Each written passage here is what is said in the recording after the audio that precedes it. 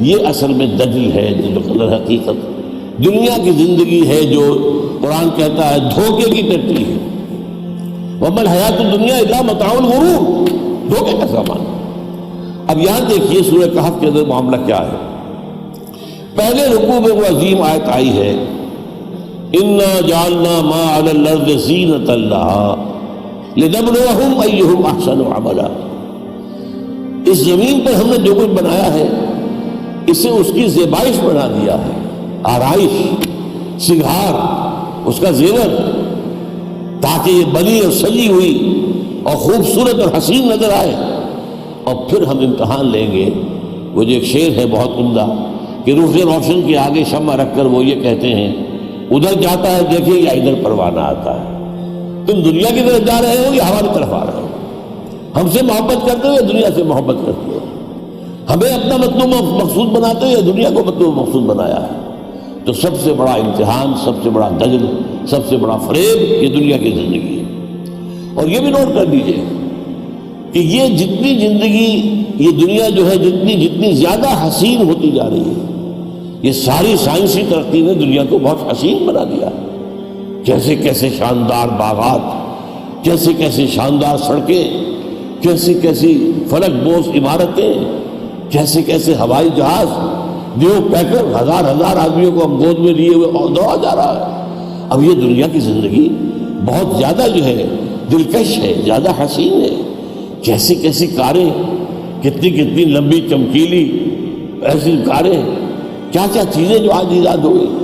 تو جیسے جیسے یہ سائنٹیفک ارتقا ہوا ہے، دنیا کی زندگی زیادہ مزین ہو گئی ہے، زیادہ جو حسین ہو گئی ہے، زیادہ دلکش ہو گئی ہے، یہ لوگوں کو اپنے اندر گم کر دیتی ہے۔ جو علامہ اقبال نے کہا کہ کافر کی یہ پہچان کہ آفاق میں گم ہے، اور مومن کی یہ پہچان کہ گم اس میں ہے آفاق۔ وہ دنیا میں رہتا ہے لیکن بالا تر رہتا ہے۔ وہ جو حضور نے فرمایا مالی ولی دنیا، مجھے تمہاری دنیا سے کیا سروکار ہے، انما مثلی کا راکب استظل تحت شجرۃ ثم راح وترکھا، میری مثال تو اس مسافر کی سی ہے جو تھوڑی دیر کے لیے کسی درخت کے سائے میں آرام کرتا ہے، پھر اس کے بعد وہ اپنا راستہ لیتا ہے۔ اسے اس درخت کا، وہ درخت اس کا گھر نہیں ہے، اس کی منزل نہیں ہے، بلکہ وہ تو مسافر ہے، اس نے تھوڑی دیر کے لیے آرام کیا سستانے کے لیے۔ چنانچہ یہی آپ نے فرمایا کن فی الدنیا کانک غریب او عابر سبیل، دنیا میں ایسے رہو جیسے کہ تم اجنبی ہو یا راہ گزرتا مسافر، بس اس سے زیادہ نہیں۔ اس سے زیادہ اس سے دل لگایا تو ظاہر بات ہے کہ پھر یہ تمہیں اپنے سحر کے اندر مسحور کر دے گی، اپنے حسن کے اندر تمہیں ایسا جکڑ لے گی کہ پھر اللہ کہاں، آخرت کہاں، یہ تمام چیزیں تمہاری ذہنوں سے نکل جائے گی۔ ہوں گی بھی تو صرف عقیدے کی پوٹلی کی شکل میں، دماغ کے کسی گوشے میں لکھی ہوئی ہوں گی، عمل میں کوئی اثر نہیں ہوگا۔ عملاً تم ظالم دنیا بنو گے، کہتے رہو گے اللہ کی تحمید اور حمد اور ثنا بھی کرتے رہو گے، لیکن عملاً طالب دنیا۔ تو یہ اصل میں اب اس کو دیکھیے، جو میں نے کہا تھا کہیں تو شروع کی آیات کے بارے میں کہا گیا، کہیں کہا گیا آخری آیات۔ اب یہ پہلے رکوع میں تو یہ آیت کھڑی ہے ایک ستون کے مانند، جو فرمایا گیا کہ انا جعلنا ما علی الارض زینۃ لها لنبلوہم ایہم احسن عملا۔ آخری رکوع میں جا کر دیکھیے اس کا جو نتیجہ نکلتا ہے، وہ ستون کھڑا ہے، قل هل ننبئکم بالاخسرین اعمالا، اے نبی ان سے پوچھئے ہم تمہیں بتائیں اپنی بھاگ دوڑ میں، اپنی کوشش اور جد و جہد میں، دنیا میں محنت اور مشقت تو سب کرتے ہیں، لقد خلقنا الانسان فی کبد، محنت اور مشقت تو ہر انسان کا مقدر ہے، لیکن اس بھاگ دوڑ اور محنت اور مشقت کا جو حاصل ہے اس کے اعتبار سے سب سے زیادہ گھاٹے میں کون ہے یہ بتائے تمہیں۔ قل هل ننبئکم بالاخسرین اعمالا، جواب کیا دیا؟ الذین ضل سعیہم فی الحیات الدنیا، وہ لوگ جن کی سعی، بھاگ دوڑ، محنت، جد و جہد، مشقت دنیا کی زندگی ہی کے اندر گم ہو کر رہ گئی۔ وَهُمْ يَحْسَبُونَ أَنَّهُمْ يُحْسِنُونَ صُنْعًا، اور سمجھ وہ یہ رہے ہیں کہ ہم تو بہت اچھا کام کر رہے ہیں۔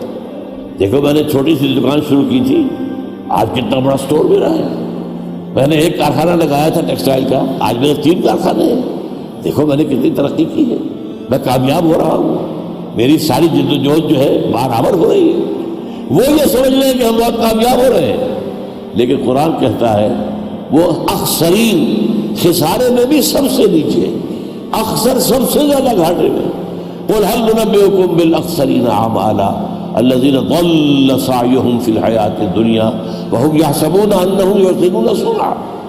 اس کے بعد کی آیات کو میں چھوڑ رہا ہوں اس وقت، خود آپ دیکھیے گا جا کر کہ ایسے لوگوں کو کہا گیا کہ یہ کافر ہیں، انہوں نے ہماری آیات کا انکار کیا، چاہے یہ کہتے ہو کہ آخرت پر ایمان ہے، آخرت پر ایمان نہیں ہے، اس لیے کہ ان کا تو مقصود و مطلوب تو صرف دنیا ہے، آخرت پر ایمان کہاں؟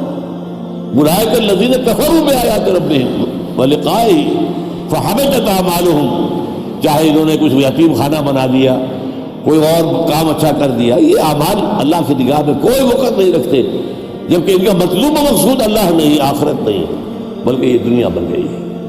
اب دیکھیے یہ جو پہلا رکوع انا جعلنا ما علی الارض زینۃ اللہ لنبلوہم ایہم احسن عملا، آخری رکوع قل هل ننبئکم بالاخسرین اعمالا الذین ضل سعیہم فی الحیاۃ الدنیا وهم یحسبون انہم یحسنون صنعا۔ یوں ان دونوں کے درمیان ایک ڈور باندھ دیجئے، اس ڈور میں تھوڑے تھوڑے وقفے سے یہی مضمون آ رہا ہے بار بار، معلوم ہوتا ہے سورہ کہف کا مضمون یہ ہے، اس کا عمود یہ ہے۔ چنانچہ اسی میں فرمایا گیا، ایک تو حضور سے خطاب کر کے کہا گیا وَاصْبِرْ نَفْسَكَ مَعَ الَّذِينَ يَدْعُونَ رَبَّهُمْ بِالْغَدَاةِ وَالْعَشِيِّ يُرِيدُونَ وَجْهَهُ وَلَا تَعْدُ عَيْنَاكَ عَنْهُمْ تُرِيدُ زِينَةَ الْحَيَاةِ الدُّنْيَا۔ یہ بڑا نازک مقام ہے، ادمگاہیس زیر آسمان عرش نازک تر، نفس گم کر دمی آیت جنید و بایزید جا، جو کہ حضور کا معاملہ ہے، ذرا سی بھی زبان ادھر ادھر کھڑا جائے تو ایمان کے نالے پڑ جائیں گے۔ ترجمہ کیا ہے اس کا، پس منظر کیا ہے؟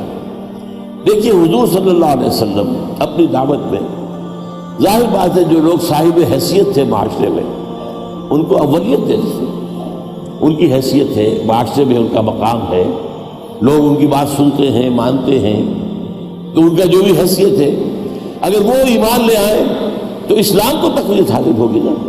حضور کو اپنی ذات کے لیے ایسا نہیں کرتے تھے، کوئی اپنے مفاد کے لیے نہیں۔ اب ظاہر بات ہے کہ جو بیچارے غریب، جو غلام اور بے کس لاچار لوگ پٹ رہے تھے، مارے جا رہے تھے، اب اس کی بھی حفاظت کی شکل یہی ہو سکتی تھی نا کہ کوئی بڑے لوگ ایمان لائیں تاکہ ان کے سہارا بنے۔ جب حضرت عمر ایمان لائے تو سہارا بنے کہ نہیں بنے؟ حمزہ ایمان لائے تو سہارا بنے کہ نہیں بنے؟ اس وجہ سے حضور کی جو توجہ ہوتی تھی ان صاحب حیثیت لوگوں کی طرف، اس کا ایک لازمی اثر یہ ہوتا تھا کہ جو غرباء تھے، غرباء صحابہ، فقراء صحابہ، ان میں ایک احساس محرومی کا پیدا ہوتا تھا کہ حضور کی التفات، حضور کی توجہ، حضور کی عنایت ان لوگوں کی طرف زیادہ ہے، ہماری طرف نہیں ہے۔ اس میں یہ خیال پیدا ہو سکتا تھا شیطانی وسوسہ کہ شاید حضور کو بھی دنیاوی دولت اور دنیاوی حیثیت ہی کی اہمیت ہے آپ کے نزدیک۔ یہ کبھی ہے، اس کو کہا حضور ایسا مت کیجیے، اللہ نے کہا وَلَا تَعْدُ عَيْنَاكَ عَنْهُمْ وَاصْبِرْ نَفْسَكَ مَعَ الَّذِينَ يَدْعُونَ رَبَّهُمْ بِالْغَدَاةِ وَالْعَشِيِّ۔ اے نبی اپنے آپ کو تھامے رکھیے، روکے رکھیے ان لوگوں کی صحبت میں کہ جو اپنے رب کو پکارتے ہیں، صبح شام ذکر کرتے ہیں۔ وَلَا تَعْدُ عَيْنَاكَ عَنْهُمْ، ان کی طرف سے اپنی نگاہوں کو ہٹا کر یہ دولت مندوں کی طرف نہ کیجیے، تُرِيدُ زِينَةَ الْحَيَاةِ الدُّنْيَا، تاکہ کہیں یہ گمان پیدا نہ ہو جائے۔ لفظی ترجمہ تو یہ بھی ہوگا کہ کیا آپ طالب بن گئے ہیں دنیا کی زینت کی؟ لا حول ولا قوت، یہ ترجمہ ہم نہیں کریں گے۔ یہ وسوسہ پیدا ہو سکتا ہے کسی کے دل میں کہ شاید حضور کی نگاہ میں بھی یہ دنیاوی دولت اور حیثیت جو ہے اسی کا مقام ہے، تو روکا گیا۔ ترید زینت الحیات الدنیا انا جعلنا ما علی الارض زینت اللہ، اور آگے چلیے المال والبنون زینت الحیات الدنیا والباقیات الصالحات خیر عند ربک ثوابا وخیر املا۔ یہ مال اور بیٹے یہ دنیا کی زندگی کی زیبائش اور آرائش ہے، خیر اور اللہ تعالیٰ کی نعمت وہ تو وہ نیک اعمال ہیں، باقیات الصالحات جو باقی رہیں گے، آخرت میں ساتھ جائیں گے، اور انہیں سے زیادہ توقع بھی ہو سکتی ہے کہ وہ تمہارے جو ہے آخرت کے اندر تمہاری نجات کا ذریعہ بنے گی۔ اس کے علاوہ بھی آپ پورے قرآن میں دیکھیے، وَمَا الْحَيَاةُ الدُّنْيَا إِلَّا مَتَاعُ الْغُرُورِ، کئی دفعہ آیا دنیا کی زندگی جو ہے وہ سوائے دھوکے کی ٹٹی کے کچھ نہیں ہے۔ یہ تمہیں اللہ سے دور کرتی ہے، اللہ کو بلا دیتی ہے، تمہاری ساری نگاہوں میں اندر ساری حیثیت اور ساری اہمیت دنیا کی ہو جاتی ہے، تم دنیا کے غلام بن کے رہ جاتے ہو۔ جیسا کہ فرمایا گیا تیس عبد الدینار و عبد الدرہم، ہلاک ہو جائے درہم و دینار کا بندہ، تم روپے پیسے کے غلام بن جاتے ہو، تو وہ تمہارا معبود بن جاتا ہے روپیہ پیسہ۔ اسی طرح فرمایا وَمَا الْحَيَاةُ الدُّنْيَا إِلَّا لَهْوٌ وَلَعِبٌ، یہ دنیا کی زندگی تو کھیل کود کے سوا کچھ نہیں ہے۔ بھائی سوچو، یہاں جو بادشاہ ہے وہ بادشاہ کیا ہے؟ ایسے ہی ہے جیسے کسی ڈرامے میں کوئی بادشاہ ہوتا ہے، 3 گھنٹے کا ڈرامہ ہے، اس میں بادشاہ ہے، اس کے اوپر جو ہے وہ اعلیٰ لباس ہے اور اعلیٰ محل میں رہ رہا ہے۔ جیسے 3 گھنٹے ختم ہوئے وہ لباس اترا اور پھر وہ ایکٹر صاحب کیا تھے وہ وہی کوئی رہ گئے۔ یہی معاملہ ہے، 30 سال کا ایکٹنگ ہو رہی ہے، 40 سال ہو گیا کوئی بادشاہ ہے، وہاں لباس فاخرہ پہن رہا ہے، لیکن دھوکہ ہے بھئی، یہ لباس فاخرہ یہ اللہ کی نعمت نہیں ہے، یہ اللہ کی دی ہوئی جو ہے کوئی اس کے لیے قیمتی شے نہیں ہے، بلکہ یہ تو ایک وقتی سی بات ہے۔ کھیل کود، کھیل میں ڈرامے میں تم نے کسی کو بادشاہ بنا دیا تھوڑی دیر کے لیے، کسی کو فقیر بنا دیا، ڈرامہ ختم ہوا، نہ بادشاہ بادشاہ نہ فقیر فقیر ہے، دونوں جو ہے ایک جیسے وہ جو ہے ایکٹر ہے۔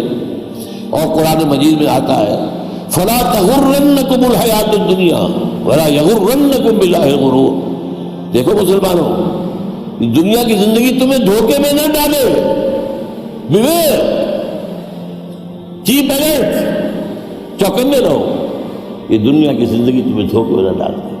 فَلَا تَغُرَّنَّكُمُ الْحَيَاةُ الدُّنْيَا وَلَا يَغُرَّنَّكُمْ إِلَّا بِاللَّهِ الْغَرُورُ۔ اسی طرح وہ دھوکے باز جو ہے شیطان لعین اللہ کے حوالے سے بھی دھوکہ دیتا ہے، علی بڑا رحیم ہے، بڑا کریم ہے، بہت وہ تو معاف فرمانے والا ہے، ستار ہے، غفار ہے، لہذا کیے جاؤ جو کر رہے ہو، کیے جاؤ حرام خوری جو کر رہے ہو، جو خدا سے بغاوت کی زندگی گزارے جاؤ، وہ بخشنے والا ہے بڑا، وہ تو یوں سمجھئے کہ نکتہ نواز ہے، کسی بات کے اوپر بخش دے گا۔ یہ سارا معاملہ جو ہے کون شیطان پڑھا رہا ہے؟ یہ شیطان ابلیس، تو یہ در حقیقت اللہ کی رحمت کے حوالے سے، اللہ کی مغفرت کی شان غفاری کے حوالے سے دھوکہ دے رہا ہے۔ ہاں اللہ غفار ہے، اللہ جو ہے تواب ہے، لیکن اللہ انتقام لینے والا بھی ہے، ذو انتقام، اللہ تعالیٰ شدید العقاب بھی ہے، سزا دینے میں نہایت سخت بھی ہے، یہ بھی تو اللہ کی شان ہے نا۔ اور حضور نے یہ فرمایا کہ بندہ مومن کو اللہ کے ساتھ تعلق ان دونوں چیزوں کے بین بین رکھنا چاہیے، اس کی رحمت سے نا امید بھی نہ ہو، لیکن اس کی رحمت کی امید پر کہیں جری نہ ہو جاؤ گناہ کے اوپر، اس کے برعکس جو ہے ڈرتے بھی رہو، کیا پتہ پکڑ ہو جائے۔ اس کی انتہا تو ہے حضرت ابوبکر کا قول کہ ایک طرف امید کا عالم کیا ہے اور دوسری طرف خوف کا عالم کیا ہے۔ فرماتے ہیں کہ اگر مجھے یہ معلوم ہو جائے کہ تمام انسان جنت میں جائیں گے سوائے ایک کے، تب بھی مجھے خوف ہوگا شاید وہ ایک میں ہی ہوں، اور اگر مجھے معلوم ہو جائے کہ تمام انسان جہنم میں جائیں گے سوائے ایک کے، تب بھی مجھے خیال ہوگا کہ شاید وہ ایک میں ہی ہوں۔ تو رجا بھی ہو، امید اور اللہ کا خوف بھی، ان دونوں کے مابین رہا جائے۔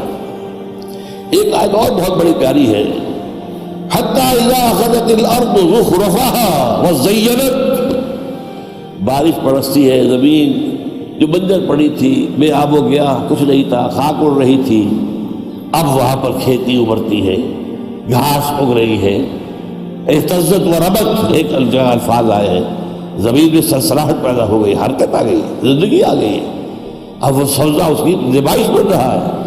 اور یہاں کہا حضرت زخرفها، اس نے اپنے گویا کے گہنے اپنے جو ہے وہ زیور پہن لیے ہیں۔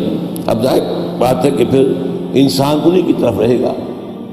آخری آیت کے سلسلے میں دے رہا ہوں، قال رب بما اغویتنی، یہ ابلیس نے چیلنج دیا تھا اللہ تعالیٰ کو، پروردگار تو نے جو مجھے گمراہ کیا، اب یہ اس کے مالک جہاں ہے اس کے اوپر پھر کبھی بحث، حالانکہ گناہ تو خود کیا، اللہ کے حکم سے سرتابی کی، سجدہ سے انکار کیا، رب بما اغويتني لأزينن لهم لأزينن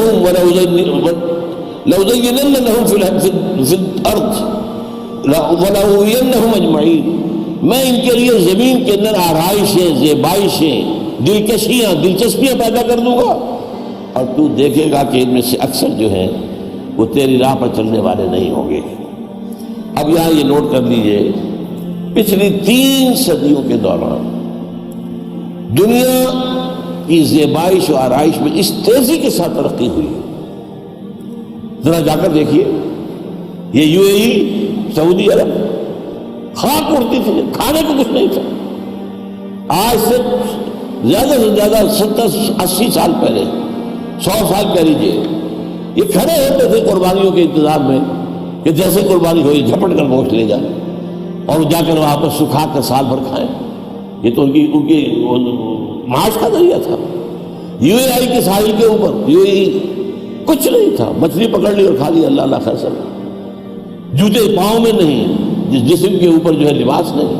اور آج کیا حال ہے، جو حدیث جبرائیل میں آئی ہے علامت قیامت، کہ تم دیکھو گے کہ ننگے پیر رہنے والے، ننگے بدن رہنے والے، بھوکے، جن کو کھانے کو کچھ نہیں ملتا تھا، یتکاونون فی البنیان، وہ اونچی اونچی عمارتیں بنانے میں ایک دوسرے سے مقابلہ کریں گے. یہ برج العرب بن گیا ہے دنیا کی سب سے اونچی عمارت، برج الخلیفہ بن گیا ہے، اور برج دبئی بن گیا ہے. کیا ہے؟ اور وہاں پر جو ہریاول ہے دیکھ کر آنکھیں جو تازہ ہو جاتی. جا کر ابو ظبی میں یہ تھا کیا؟ سیرا، میرا سیرا کچھ بھی نہیں. یہ ساری ترقیاں جو ہوئی ہیں سعودی عرب میں، جس طریقے سے آپ کو معلوم ہے کہ اب وہاں تو گندم پیدا کی جا رہی ہے، ایکسپورٹ کر رہے ہیں، اتنی گندم ہے. انہوں نے اس طریقے سے وہ جو ایک آرٹیفیشل اریگیشن کا نظام بنایا ہے، اتنا بہترین نظام جس میں پانی کا لاس ہی نہیں ہے.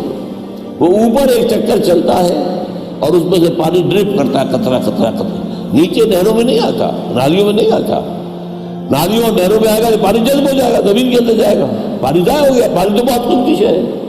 ایک لمبا پائپ ہے، یہ 100 گز کا لمبا پائپ ہے، ایک مرکز سے اسے کنٹرول کیا جا رہا ہے، وہ چل رہا ہے، ریوالو کر رہا ہے.